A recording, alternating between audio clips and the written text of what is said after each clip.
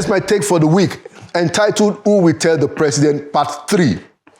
Corruption in our country remains the big elephant in the room, and trying to reduce corruption must become a major imperative in our quest for national development. This week, the Council of Ministers met and passed a vote of confidence on Mr. President. But who will tell the President that attaining a lifelong ambition of becoming the President of Nigeria is not going to be as important when history is being written? It is what he does with that presidency that will then matter. So, who will tell the President that despite what naysayers may say about him and his past, a deliberate and consistent posture by his administration to reduce corruption can give him the trust of the Nigerian people? Who will tell the President that senators taking home over 20 million naira monthly compared to surgeons and professors who don't make 1 million naira monthly is systematic corruption? Or let's take the example of the 570 billion which the federal government sent to states, which has now become a debate. Okay?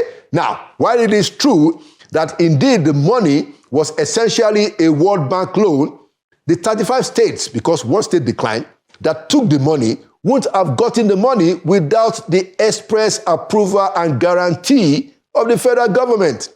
So the real point is the lack of accountability by many of the state governors. The worry is that the money is getting to the state governors, but it's not reaching the people and it's not impacting their life notably. In any case, it is a fact that more cash is now coming from FARC to the states, but the living conditions of our people are becoming poorer. Who will tell the President that corruption is the big elephant in the room? In a bid to enforce prices of food to come down, the federal government decided to be selling bags of rice at 40,000 naira to civil servants. But those bags of rice end up in the market selling for 80,000. Who will tell the President that the civil servants doing this do so because they see worse examples of greed and corruption in their superiors? There are widespread allegations in this town, Abuja, that important public positions from heads of MDAs to entry-level service jobs are for sale. And there are no major investigations of these allegations. Who will tell the President that the case of Dr. Betta Hedu, the suspended humanitarian affairs minister, is still unresolved? At least the public doesn't know what has happened. Is she implicated or not?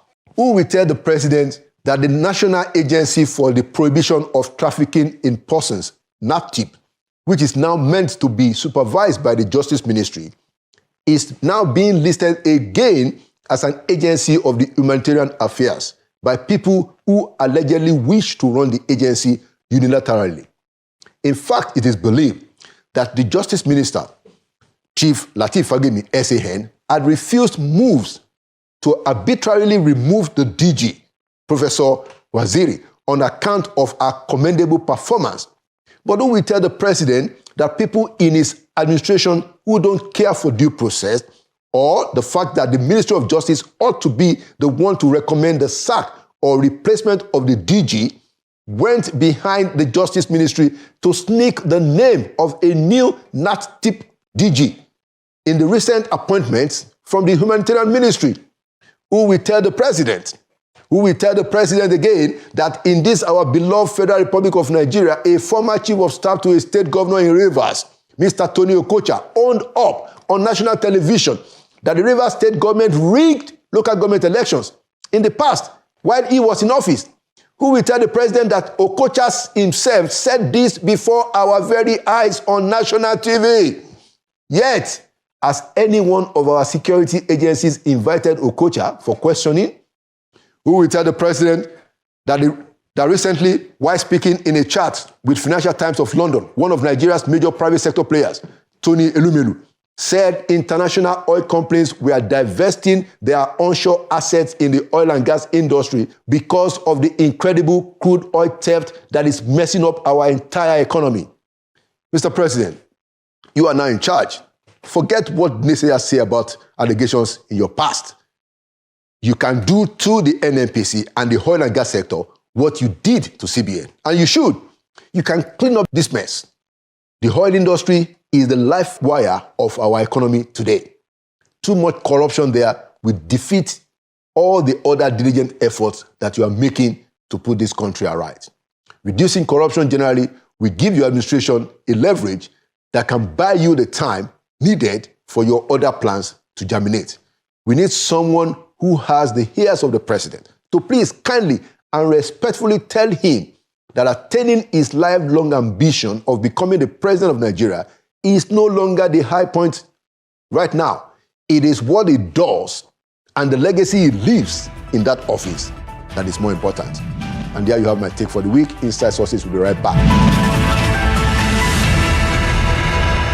Welcome back to Inside Sources. Today, we have as our guest the foremost Nigerian historian. He's also a fellow of the Nigerian Academy of Letters and also fellow of the Historical Society of Nigeria. He has a lot of academic titles, but I'll simply introduce him today as the distinguished professor at the University of Texas at Austin, where he's the chair of the Jacob and Francis Sanga Mosika Chair in Humanities. I'd like to welcome to Inside Sources Professor Toyin Omoyeni Falola. Prof, you are welcome to Inside Sources. Thank you very much and congratulations on your program, which has become very successful. Thank you. With a very wide outreach. And you are looking good. I've not seen you. Thank you, Prof. Long time. You're looking very good. Thank you, sir. It's good to see you again, even though virtually. Thank you. Right. Now, so I'd like to start, in a slightly different way, considering that you yourself, you're an historian, a very formidable one for that matter. If you look at Nigeria's history now and where we are today in terms of the hopes at the beginning of this journey and the expectations, what will you say is what will be your prognosis of where the country seems to be heading for? Your question it has two components. Where are we heading for, and then what are the hopes and aspirations? So, to those of us who are born before 1960s, we are older than independent Nigeria. And those who are born after, they are younger. So those of us who are older, we have a conception of nostalgia. And you must bear in mind that there are Nigerians who have never seen Nigeria in its good moment. They've never seen it. Like the Gen Z, for instance, they were born into moments of crisis. And when we talk about in a nostalgic feeling, they think we are talking about a foreign land. So your question must be historically contextualized. So if you witness 1960 and you march to the stadium, and then you review what happened, the collapse of the First Republic, the Civil War, military rule, then you are very much disappointed. If you are born in the 80s, you didn't have that moment of hope of the 1950s. You didn't wave the independence flag. So your context is very different. And you see with the case of the national anthem, those with nostalgic feelings, they wanted the old anthem. Yes. And those who are born years after, they don't care about the change of the anthem. Exactly. Having said that, in your question of marching forward, as of today, that you are interviewing me, what many people will see and say will be very negative. In the context of the rising cost of living, they are disappointed. In the context of insecurity, they will be disappointed. In the context of infrastructural decay, they will be disappointed. In the context of corruption that refuses to recede, they will be disappointed. in the context of youth unemployment, they will be disappointed. So that the narrative by itself, against the context of what they see now, will be very, very much disappointing. And if the context is disappointing, what they will say about the future, some will be reckless because they are assuming the status of a god. You can't assume the status of a god. We're human beings. Yeah. We do not know whether in the Sahara Desert everything is gold. So they'll be disappointed. And to religious people, you can't take hope away from them. Because whether you read the Quran or you read the Bible, moments of chaos, as in the stories of Samuel and Moses and Elijah, are also moments of redemption. So to religious people, you cannot take away hope from them. And for policy analysts like me, we look at the overall data. We also see things that others don't see. We see challenges and we manipulate solutions. And we think differently, saying that, okay, the context can be overwhelming, but as a policy analyst, I can see what many people don't see. Thank you. Okay. Thank you. Thank you for those opening remarks. And you have raised quite a number of issues, and we will just start to unpack them. Yeah. So you spoke about, some of the different generations. You were born before independence, and I was born after independence. Do you believe, as an historian, that democracy by itself or essentially ought to be our expectations in terms of going forward? And I raise that question because one of the former presidents of Nigeria did say not too long ago that we need to begin to look at the idea of liberal democracy. So I wanted you to explain in your own perspective, is the problem of democracy essentially or in part?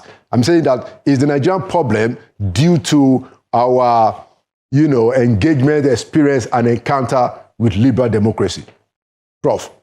Thank you very much. China is not a democracy. It's developed. It's not a federal system. It's developed. So there are countries that are not democracies that have done very well historically. So let us get that right. And forms of government, like families, can be very different. You can have a patriarchal family, all their 5 children are very successful because the father is tough.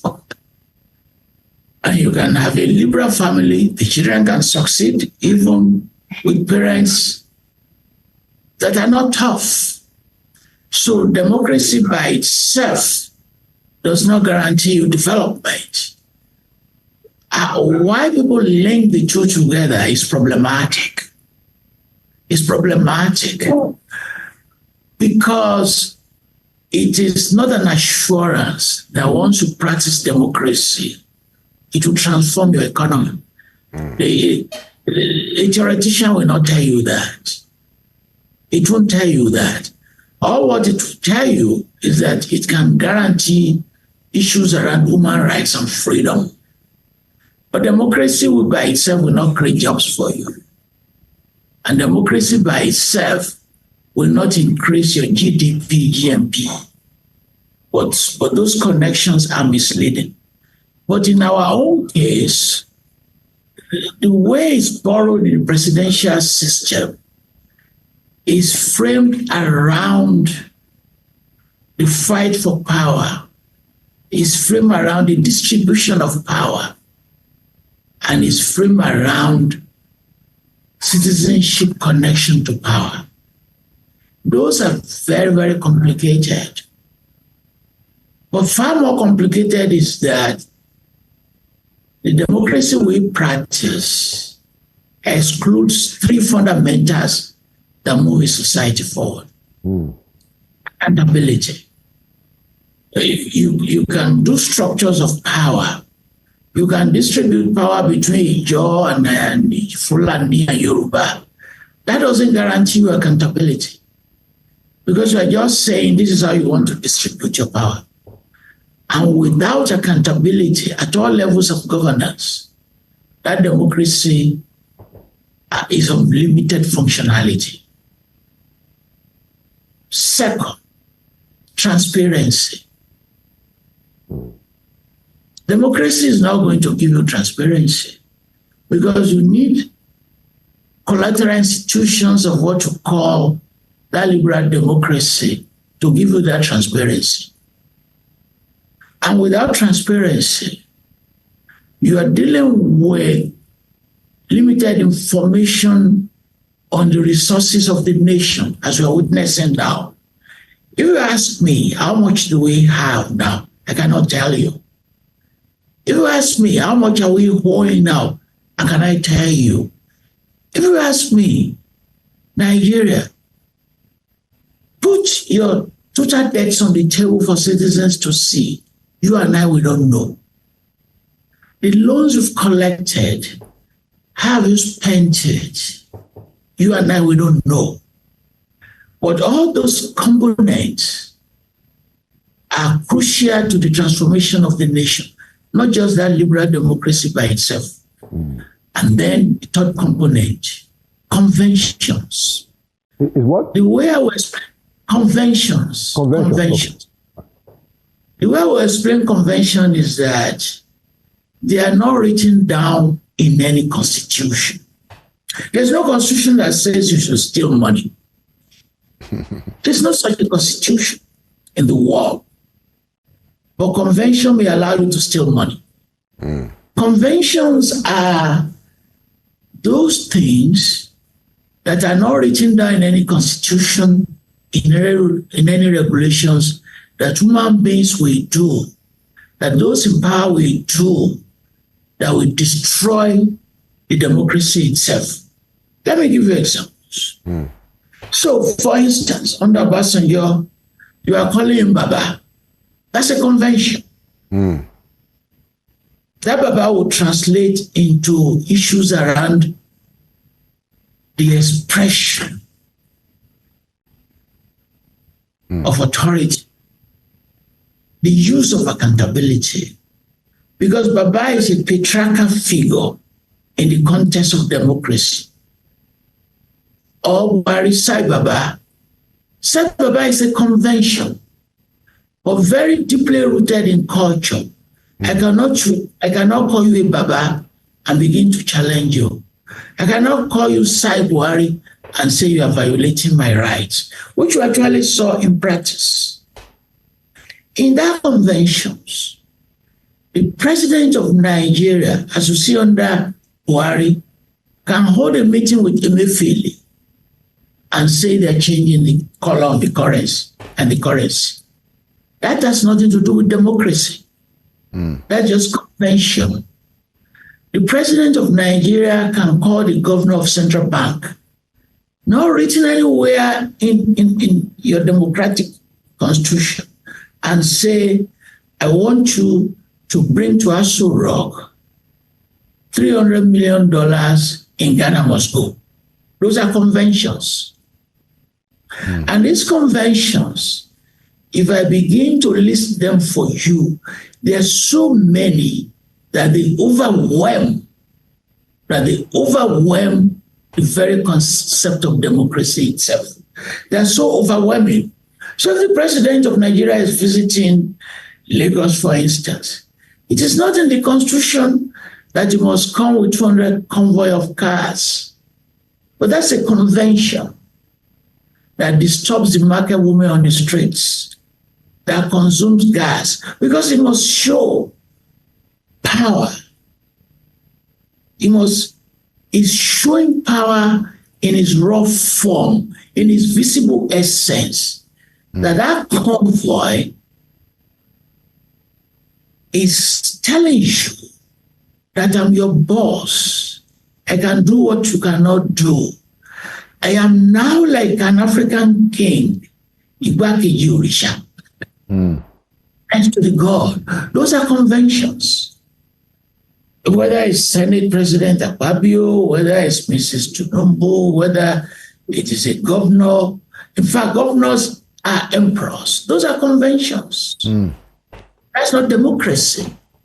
And people tend to confuse all of this. But we need to begin to tell people to do fragmentation. And as they do fragmentation, they will be able to understand how the system works and where to challenge them. I mean, quite a very interesting perspective, Prof, and I mean, quite enriching. So, and you are very right. We are dealing with a lot of things that have, I guess, conventions also have a connection to the making of a culture, cultural attitudes around power, and it will seem, as I'm trying to reflect on what you just said, that those conventions and the emergent cultural attitudes from them might actually be contradictory to the principles of democracy. Do you think so, Prof? Well, in some ways. So I know that members of your audience, some of them don't speak Yoruba, they don't understand Yoruba. In that convention, the Nigerian government is an AWO at the level of the state and the federal government. AWO is a cult of secrecy. Yeah. Yes, it's an AWO. And the Yoruba are very clear in terms of saying, how do you define Ijoba, Ijelu, Oshelu? Because all they've seen historically before Christ, and they are able to map out the differences.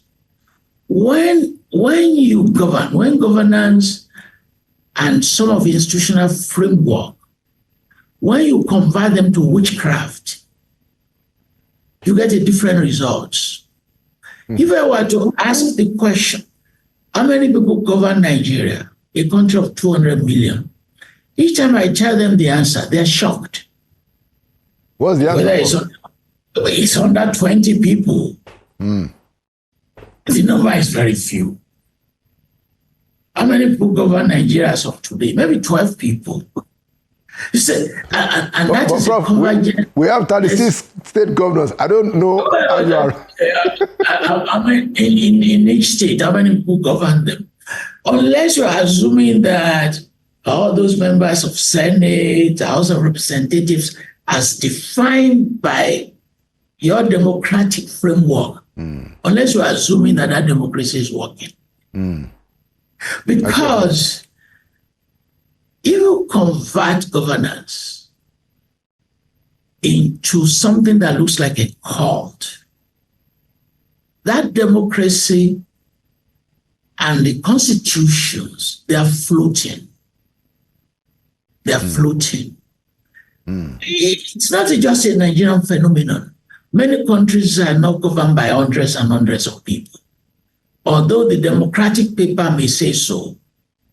But if you look deeply into, and I'm happy you added 36 state governors, because those are subnational units and they operate the same way. Yeah. They operate the same way as the federal, which is because I was responding in the context of the federal. But the contractors know, for instance, big contractors know, for instance, who has power. They know. They know if they're looking for money. They know. Even as they are compiling the list of ambassadors, which they may release, people know if they want to become the ambassador to the UK, they know who to contact. Those operate outside of what we call democracy. If somebody is looking to have an oil license or a block, That is outside the chain of what you call democracy. You are going into there, and I'm using this cult. I'm using it in its very clearest manner. You know, to go to, are you going to go to the House of Representatives because you are looking for an oil block? House of Representatives is not going to deliver an house block to you. Your House of Reps member may not even have any idea. You are very correct, Prof. I like your, I like the perspective, and I'm trying sitting here, Prof, to just try and break it down. Maybe I should just ask you. So how do we make out of all of this, the contentions, which is what I see, the contentions between our aspiration for democracy and some of our, compelling conventional and cultural attitudes around power, which in my view seems to be contradictory. How do we make of it, mix together, something that we advance the interest of the average Nigerian, which, in my view, we've not had for too long in our history, Prof. The advancement of the interest of average Nigerian at a real compelling, level. I understand your question. So, the right allocated to them is that once in 5 years or 4 years, vote. Outside of that, what other spaces do they give them to manifest that democratic expression? What access do you have to your governor as a citizen? The access I have to the governor of my state is based on elitism and privilege and my own status. Those are different from the market woman or the taxi driver. So, but human beings are very clever. Let us use the garage analogy that many people may not be aware. The chairman of the garage, and I hope you know that all those garages have chairmen. Yes. Are so powerful. They have associations, NURTW, for instance. They're so powerful. And they are connected to power. So the chairman collects all the taxes from taxi drivers. You go on Nigerian street, you say you don't like them, they sell mangoes here, they sell tomatoes. What you forget is that the chair of the market of those streets has already collected what we call taxes from those small people. It takes a share, gives a share to the politician who facilitates that position for him. As in the case of MC Uluoma, there are many. They're in Onitsha, they are everywhere. I just use that as an example because what people also overlook, and why they overlook this, I don't know. Very, very, very insightful. Now, so if we look at what we have discussed so far, how do you then interpret some of the tensions that we have? For instance, recently we had this end bad governance protest, in parts of the country. What was your interpretation of that, and what's your view on how it happened and how it ended, including the attitude of the government? And I wrote a piece for Interventions, which is widely read, talking about how to move beyond this protest. So what is going on now? Remember, before this protest, the Tinubu government was in panic, serious panic. And I understand why they were in panic. But panic is not a policy. You can panic as much as you want, but that's not a policy. You can convert panic into a set of policies. Indeed, all the successful constitutions, without exception, in world history, are outcome of wars and conflicts.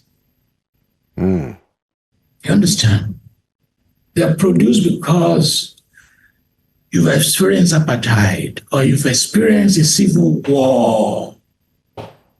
Like if this war in Ukraine and Russia comes to an end, they will revise their constitution.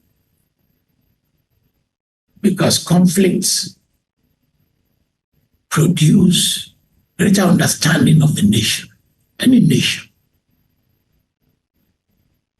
On the side of the protest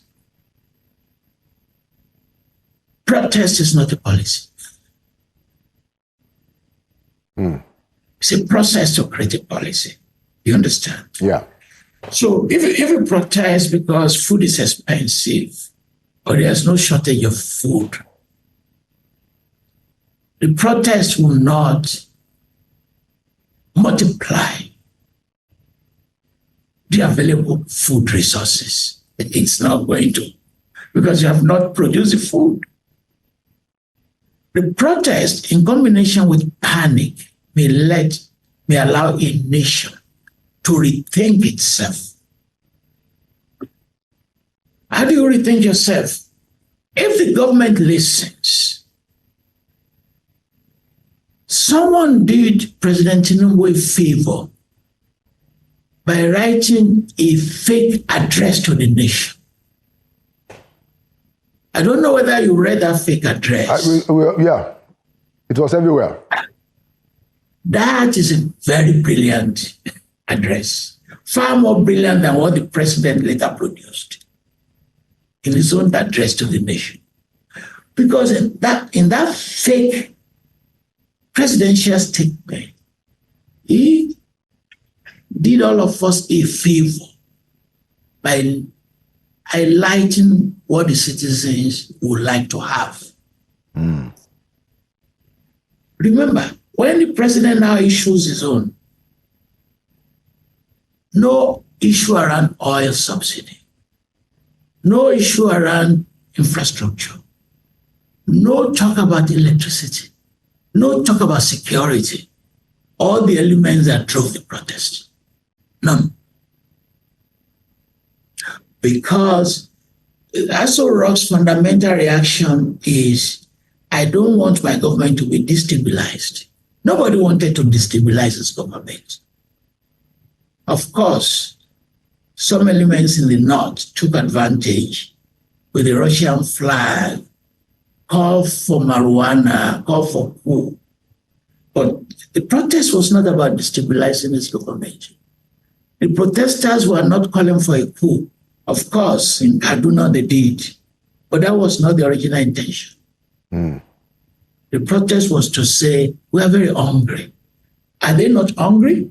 They are. I pay salaries to my small staff. I have families. I go to the market. I know the rising cost of living. Everybody does. Each time people tell me maybe Tinubu doesn't know, I said, no, he knows. There's no way we not know. Because there's an organic element to his politics. And that organic market, connections to traders. He's a businessman. He pays salary. He has a television station. He pays salary. He has businesses. So there's no way we not know that people,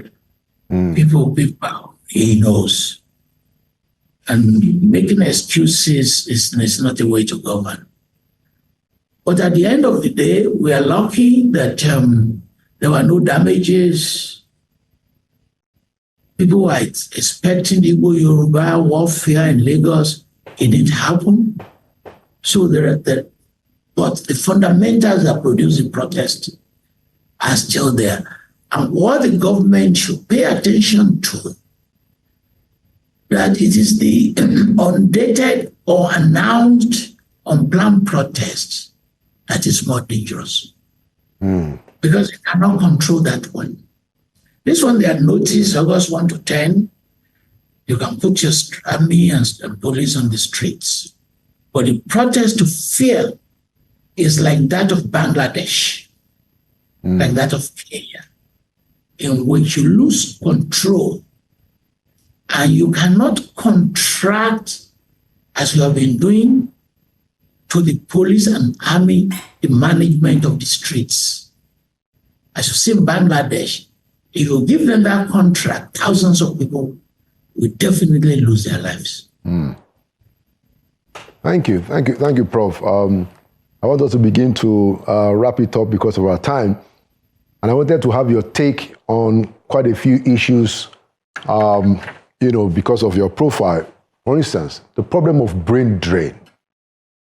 What would be your own panacea? How should Nigeria as a people and as a government how can we sort out the problem of brain drain? We have a lot of people trained in Nigeria, especially doctors, but this has gone to other professions, especially doctors who are trained for the most part on public expense, but because of the fact that the opportunities here are becoming smaller, they go to where they can express themselves better.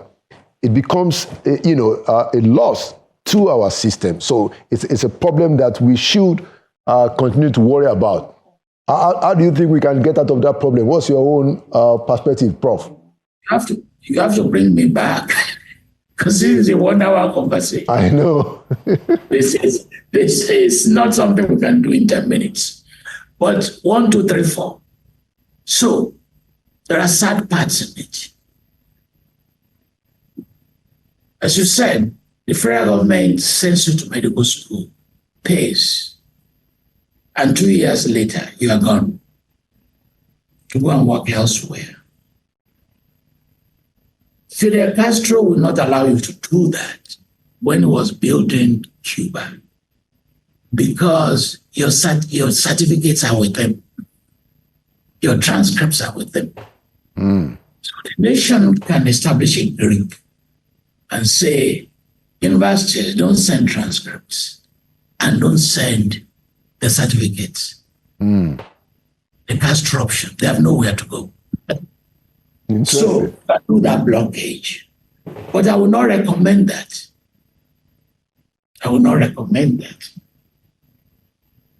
Because they can go to school abroad. Only it will lengthen the program. The people with resources can say, okay, I will send my son to Ghana.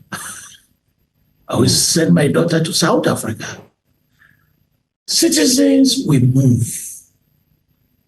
You cannot use patriotism. It is not, you can't frame them.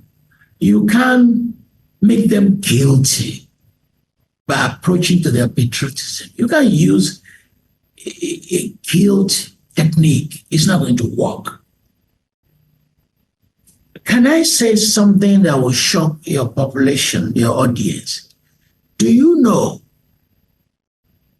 that we are not the first in civilization in history to do this mining, to do this brain drain? People tend to forget that it is white people who first came to us. People forget that. The number of Africans now, right, in the US, in UK, right? They are not anywhere the number of white people who came to Africa. Who also did their own brain drain. Kenya, settler colonies, millions of people. Algeria, settler colonies. They lived there. Guinea-Bissau, South Africa, which became a multicultural society. Yeah. They have also been doing brain drain historically and coming to us. You understand? Yeah. So we're just part of a long historical network of colonization. Suppose Europeans did not move to Americas, they'll be cannibalizing themselves now. Suppose they did not move to Australia, where will be the land space for them? So before we all fall guilty to this, we must remember that the places where we are going now were the first to come to us. It is not Africans who first went to UK. It is UK citizens who first came to us. Remember? Interesting. Yeah, they're not the first who came to us. You are very correct, Prof. I mean, so True. we're just following them in their footsteps. But in our own case, looking at it from the other hand, if we total the amount of money paid in salaries, paid in everything, it still does not approximate to what they owe us in terms of the use of slave labor between the 16th and the 19th centuries.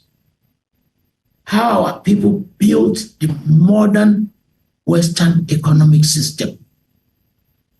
How much do they pay in us here in London that will compensate for the slave labor? As to our own national development, you and I cannot sit down and say a young man at 23 who has no job at Chomolu or Ojaba should not do something to his own life. It is his life. He's a citizen of the nation. He also holds himself a personal responsibility to succeed. Yeah. True. If his nation can give him that success, he's not going to leave. And if he thinks his nation cannot give him success, he looks at the map of the world, believing in fake stories and read stories to take a decision. As to skills, which is about your brain drain, because people tend to leave out of the conversation millions of people without skills. Because people without skills also move, but their impact, we are not able to measure their impact. Part of their impact is we see around food shortages. We see around the strengths and weaknesses of the informal sector. So what is the government going to do? Within the resources available, it cannot compete. Let us be realistic. Lagos State government cannot compete in paying a sojourn what the New York City will give. So the solution that keep increasing salary can only work to a point. But that point must generate comfort comparable to middle class living, not upper class. Because how can a surgeon not have money to buy a car? How can a surgeon not have money to send his children to school? Incredible. Those are problematic. This is the ultimate in occupation, ultimate in training. Cardiologist, a distinguished professor of geography. So the nation has to find a way to do something about it. But let me depress you. The reason why it's going to be very difficult to do something about it is the elephant in the room, corruption.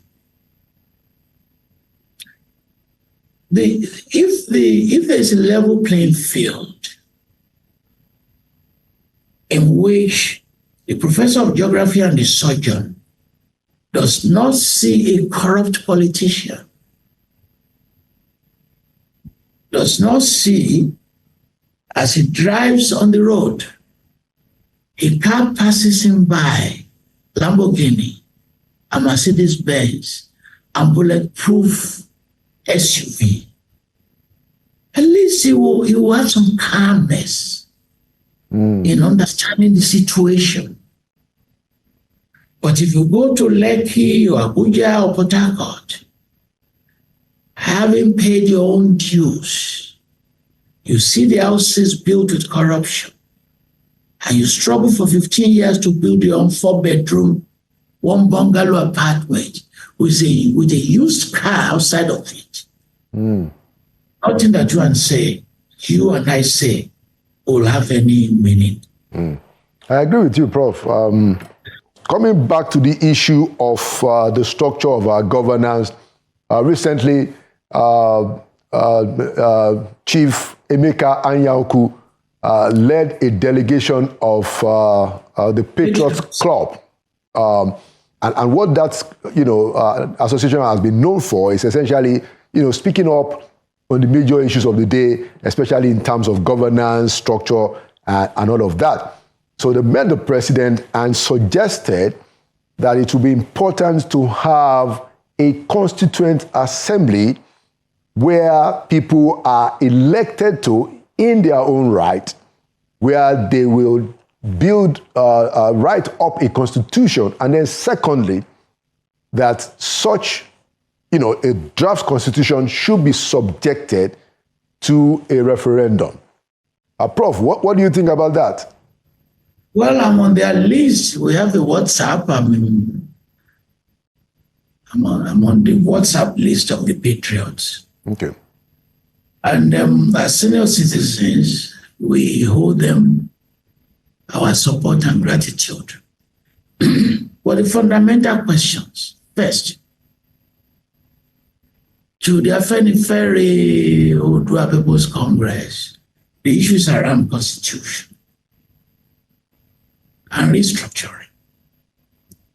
I can understand where they're coming from. But there's a footnote to that. I know you're a Christian, which is why I want to use this analogy. The 10 Commandments. Yes. Very good. I can give you the 10 Commandments, but you can write your number 11. My wish shall be done. All those 10 are already gone. Because the Constitution by itself, as you can find, the American Constitution is so small, you can put it in your pocket. True. Which is interpreted and reinterpreted. The Constitution as a document cannot speak to a variety of issues. For centuries before Christ, Africans governed themselves without those written constitutions. On 2 fundamental premises that you cannot write into any constitution: shame and guilt. Shame and guilt. Fundamental, interrelated, interlocked values. Shame is you are caught doing something that you are not expected to do as by your age. And that shame is so strong that you can commit suicide. Or that shame is so strong that you pack your luggage and leave your town. That is how we balance interpersonal relationship. When I explain the mission of Jesus Christ to people, I frame it in its legalistic terms. Because he witnessed the application of the law of Moses based on regulations and the understanding of God in the concept of punishment. And he made a fundamental statement. Why don't you love thy neighbor as thyself? Because if you love your neighbor as thyself, that minimizes the policing of yourself and of your neighbor. It's not saying there shouldn't be a constitution, but it's saying, why don't you go beyond that? And that connects to how values undergird whatever you call constitution. The other fundamental in African history for centuries is guilt. Shame, they saw you, they caught you. Guilt, you got away for free. You broke the commandment. Nobody caught you. But the traditional values, religious principles, Orisha worship, elderocracy, they feed into you powerful sanctions in relation to that guilt. That guilt is far more compelling than throwing you into prison for 3 years. Because it has destroyed the very fabric of your soul. It has damaged the very essence of your individuality. Those are not constitutional issues. Interesting.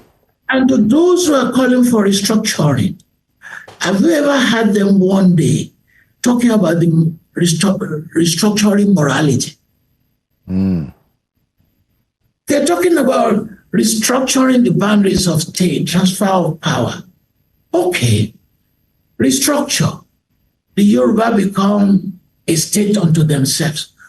What about their chiefs? What about the Yoruba chiefs? And the Yoruba criminals? And the Yoruba crooks? Are you restructuring them? Because if you don't restructure values, restructure morality, just giving us a new constitution will not make you less corrupt. Giving us a new constitution will not give you values. But creating a new constitution will not give you the cultural platform to transform a nation. It's just talking about let's have 6 people, vice presidents. Let the states transfer some of the responsibilities of the federal to the states.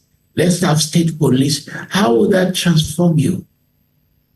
It will let you manage yourself. I can understand the argument. But the very problems that we're dealing with now can be reproduced multiple times. It is not the federal government that steals the allocation of the Abia state government. It is not the Fulani that people abuse every day that spends the allocation of the Oyo state government in Ibadan. It is not the Hausa people that unbalances the budgets of Ekiti state. It's the Yoruba people. And once you restructure,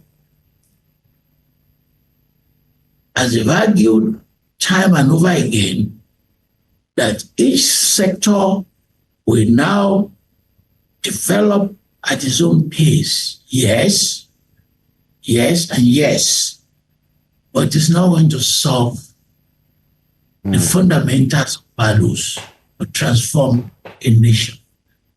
And that is what we refuse to talk about. Thank you so much, Prof. Thank you so much. It's it's the limitation of time, but your contributions are very, very unique. Not that I'm surprised, but quite. It sets someone thinking, and we hope and pray that as we are restructuring the structure, the governance structure, we can also restructure the moral values. Very, very important point and a very good place to end the conversation. Thank you so much, Professor Toyin Falola, for coming to Inside Sources. It's a pleasure. And please, let's talk more in future about issues around the economy and how the majority of our citizens was introduced to economics 001. Thank you. I agree.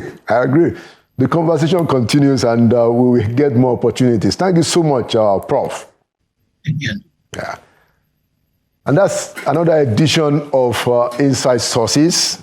Like we always say, Nigeria will prevail. That's why we're here. And we believe with our continuous exertions of mental, physical energies, and all the required resources, working together, we will get it right. My name is Falola, and by the grace of God, I'll see you again next week. Thank you for watching.